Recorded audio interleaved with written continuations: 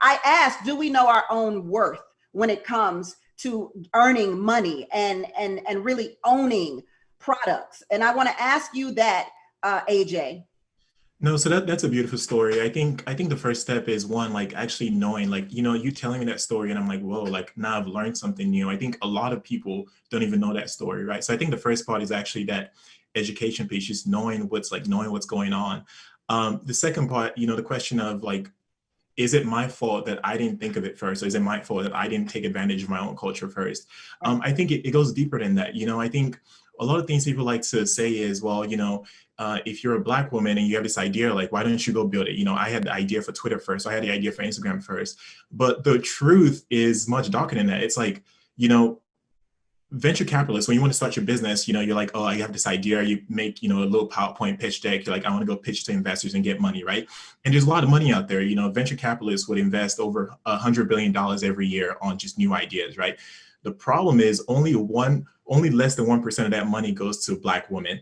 Only 1% of that money goes to Black people, right? So even the actual investors, only 3% of those venture capitalist investors are Black. So 80% of them are white. So it's no surprise that, even if I had an idea and my idea is 10 times better than Twitter, my idea is 10 times better than Instagram, I still wouldn't get the money. You know what I mean? Like, it's not, and then on the other hand, it'd be like this white guy, white male that has an idea for for a credit card and, just like doesn't even have any customers, doesn't have any traction, but, he gets 100 million, before the idea ever launches. So these are real issues, right? And so I think for Black people, it's actually harder to start your company, even with the best idea, because like, for example, like with me, when I started my company, I actually never fundraised because for me, it was like to make a point, like I want to bootstrap my company. And the other part is because I'm actually at a statistical disadvantage to raising money in Silicon Valley. So guess what I'm doing? I kept a full-time job and I continue to work with companies and brands and, with a design agency to make money to fund my business. And that's how I've been able to fund Vladimir to this day, just like by bootstrapping. And a lot of Black entrepreneurs, unfortunately, have to do that. And it shouldn't be the case, right? If I have a good idea, and my idea is just as good as a white person's idea, I should go raise hundreds of millions of dollars just like they do and build my business. So I don't think it's our fault as much as like we like to make it seem like, like I'm wrong for that. No, it's like you're actually at a very, very, very, very bad statistical advantage to building a company, even with a better idea. So yeah. The Black man who invented the stoplight for the trains, his idea was stolen and he never received credit for it. Can you speak to how some of our ideas just fall flat, Cecilia, because of the systemic racism? Well, yeah, there's a quote that I heard years ago that said, the only thing the white man ever invented is the patent system. So when they come and, especially with that situation in that case, that's just that's the system. That's the way, is that you do have to go and get things patent. I don't know whether he knew it or whether he didn't know it, but that is the case with everything nowadays. If you have an idea, immediately go start working on your branding, LLC, patent, whatever it is, right away. Now we're talking about two different time eras. We're talking about when Nancy Green first represented Aunt Jemima versus now. And I do think that that we do have to be honest and we do have to acknowledge that, that back in that time, yeah, it would have been much, much harder, and it's less on her in terms of personal responsibility of why she did not do it. I mean, I can't get mad at them. I mean, they had a really brilliant marketing scheme. Well, I'm not assuming that she even wanted to go into the pancake business, Cecilia, but does Quaker Oats, do they owe her? Like, do they owe her anything? Like, they paid her, she did her job. Mm-hmm. What do we want from the syrup company? I mean, if they want to throw us a free pancake mix, I'll be okay with that, But I mean, I can't say. I want warm syrup in a bottle. Can you do that? Because I don't know what she was getting paid, whether she was receiving something that she deemed worthy, because that is on you. Like, when I do political jobs, I work in a predominantly white, male political industry here in Missouri. And I know that when it comes time to negotiate salaries and stuff like that, I know what everybody's really worth. So I know that I go above whatever they say. because you're going to pay me to do this, okay?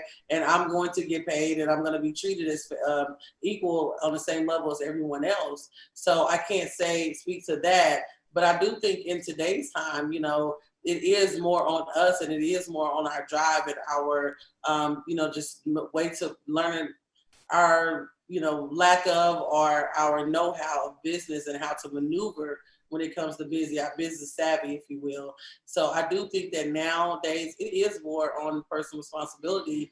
It is more on us because we don't have as much of the system on our neck as she did back in her time. When it comes to employee hiring, is the term people of color a cop-out?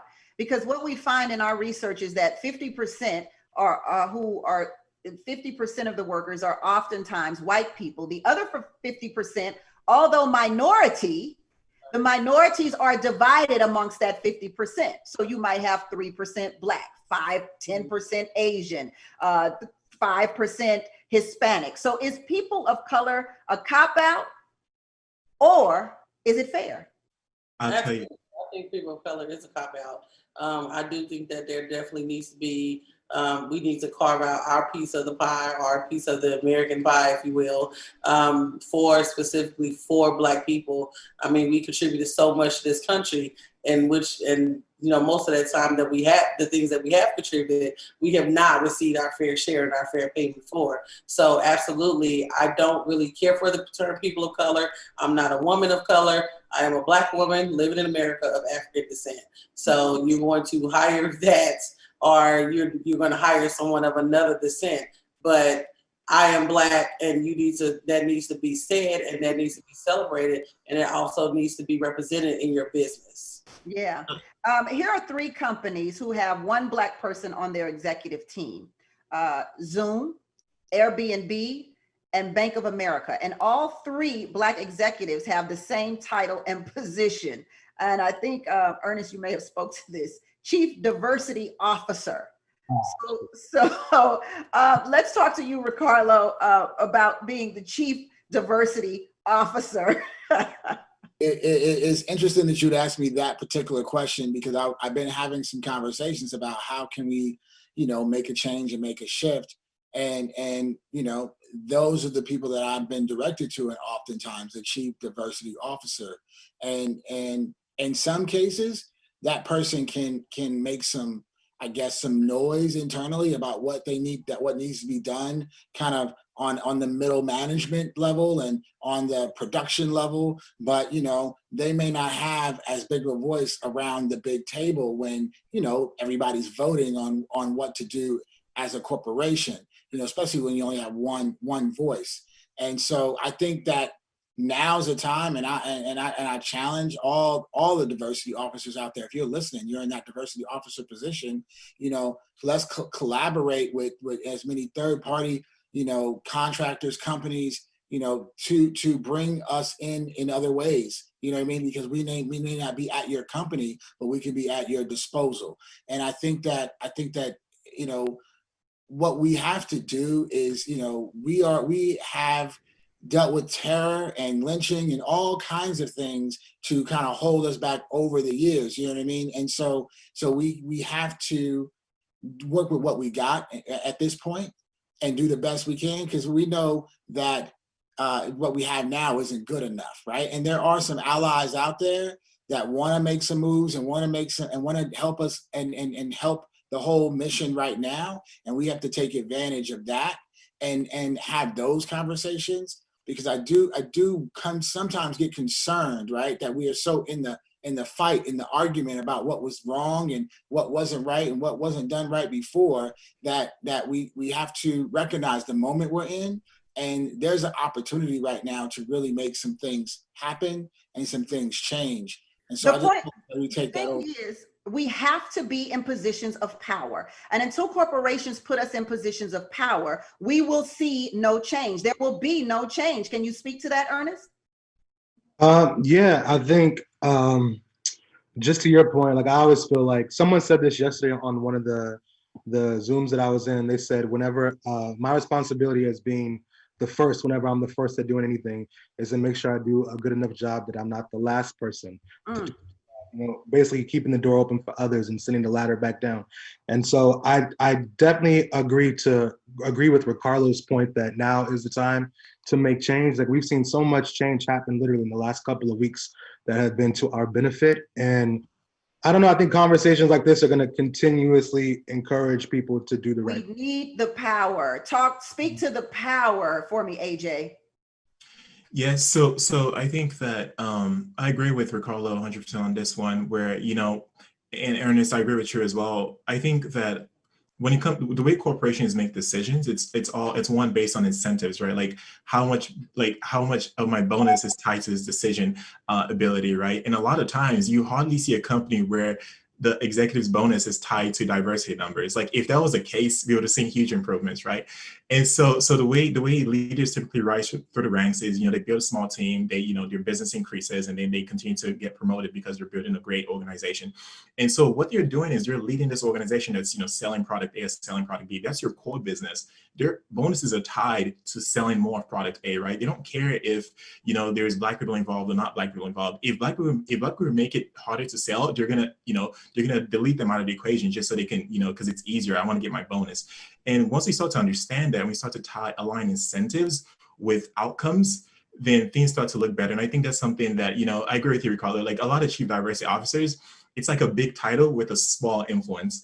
You don't really have a business you're running. You don't really have a big team you're leading. You don't have the budgets that, you know, for example, the tech department has. You don't have the budget that the sales department has. You have not much going on for you.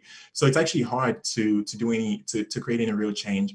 And the other thing I want to mention also is, you know, in our society today, we've normalized just the idea of, oh, if you're Black, you got to work, you know, 10 times harder than the next person. It's like, you know, like, why is that even normal? Like, that's not normal. Look, I just want to be mediocre, like the Black man. You know, why I gotta got all them out of my way?